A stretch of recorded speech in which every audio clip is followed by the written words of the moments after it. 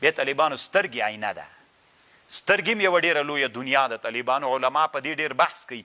یو عالم دنیا کې تېر سوی ده، علامه ابن الحزم طوق الحمامه یو کتاب جوړ کړی. کتاب کې خو لږ بحث په دې باندې ده، خو بیا هم یو څه بحث ده. ډېر بحث طالبانو په دې کتاب کې په رقیب باندې ډېر بحث ده چې دوه مینان وي طالبانو، دا رقیب په منځ کې دا ډېر بد په سړي لګېږي که نه، چې ته هلته مجلس شروع کړی او دی درته راسي ای تاسې مجلس تر خراب کړي. په رقیب ډېر بحث کړی طالبانو په سترګو باندې. سترګو کې طالبانو یو څومره لویه دنیا پرته ده. سترګې زاړي درته ګوري، درته زاړي، دغسې درته زاړي، خاندي، وعده کوي، ډاروي دی، تهدیدوي دی. سترګې طالبانو مینه درکوي مازې په کتلو باندې. طالبانو څومره نادرې دي په سترګو کې طالبانو. د سترګو ځان ته علوم دي. الله عز وجل مو علما که طالبانو. بله ورځ مې یو کتاب پیدا کړ طالبانو ورونو، ډېر خوند یې راکړه. د ډپلوماسۍ اصول پکې ول. چېرته چې ځې مثلا وزارت خارجې ته چې ځې نو هغه اصول ځان ته اصول دي. څه رقم ته به درېږې، څه رقم ته به کښېنې، ستړي مسې به دې څنګه وي. دا اصول قواعد پکې دي که نه. د دنیا سره به همغسې تعامل کوي. داسې نه چې داسې خوړین ناست دی. چې ځې خارجۍ پالیسي دپاره ځې ځان ته خپل ډپلوماسي اصول لري، یا به په مخ باندې بیایې. الحمدلله طالبانو علم ډېر ده. نور که هېڅ شي هم نه وي دغسې تس لاړ سئ طالبانو. خو دا یو فکر سو د سره چې موږ باید ټول علوم را ژوندي کړو. که ټول موږ نسو زده کولی طالبانو، ځکه یو انسان ټول کله زده کولی شي، خو بعضې انسانان به د بعضو شوقیان سي، په ټولنه کې به کمال را پیدا سي. طالبانو ورونو عباس تانکزی دی الله پاک طالبانو ژوندی لري. هغه ویلي وایي کله به چې امریکایانو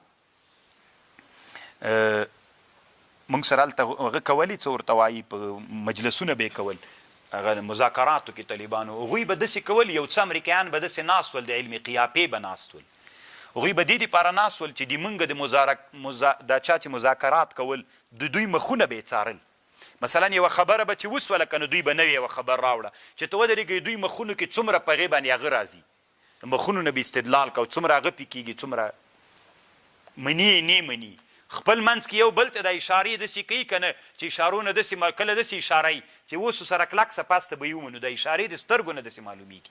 کله کله سړی داسې اشاره ورته کوي که نه یو چا ته چې معنا اوس لږ کلکسه ورسره پاسته به بیا ومنو.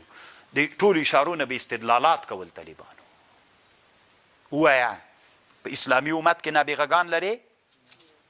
اسلامي امت دې په مخ باندې لاړ، تا بستانه په میبزي باندې ایمان راوړی. طالبانو دا خو طالبانو ما ډي سي توپ درلودلی که نه، د هر تورخم کې جنګ دمسې مې ورویشتلې دا ټولې د بسم الله مې تر لرې کولې طالبانو ټولې مې ورشړلې. څه ګټې یې موږ ته وکړله؟ موږ ته طالبانو یو دروغ دا ویلی دی د دنیا مرکز مځکه ده، لمر له مځکې نه تاویږي سیارې. دا طالبانو هغه مزخرفه عقیده وله چې ټولې دنیا رد کړې ده. موږ سره اوس هم په میبزي کې په همغه عقیده لګیا یو. موږ وایو جز الجزا باطل ده که شته. درب مسنات بالتقریر کې طالبانو موږ یوه میاشت تېره کړې، ما خپله تېره کړې که نه. مسنات بالتقریر څه ده؟ هغه جز الجزا باطلۍ صدرا کې باطلۍ اخر موږ په دې نه پوهېدو چې چیشته باطلۍ. اوس موږ پوه سو طالبانو چې کاپیرانو همغه جز الجزا څومره تقسیم کړی. طالبانو اتوم یوه ذره ده، داسې ذره ده چې دوی تقسیم کړې ده طالبانو. چې فزیک کې څومره لوی بحث پې باندې کېږي. موږ وایي تقسیم قبلۍ که نه قبلۍ، هغوی لاړل طالبانو تقسیم یې کړله. سبحان الله.